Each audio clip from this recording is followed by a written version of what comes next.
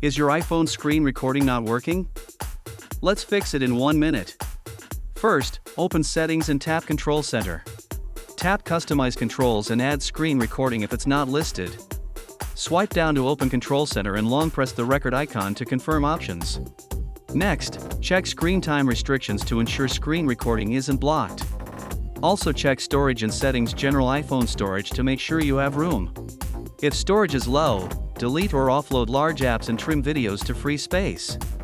Restart your iPhone by powering off, wait a few seconds, then power on to clear temporary issues. Now test screen recording, open Control Center and tap Record, look for the red status indicator. If it still fails, update iOS and Settings General Software Update and try again. Quick recap: enable Control Center, check screen time, free storage, restart and update if needed. That's it.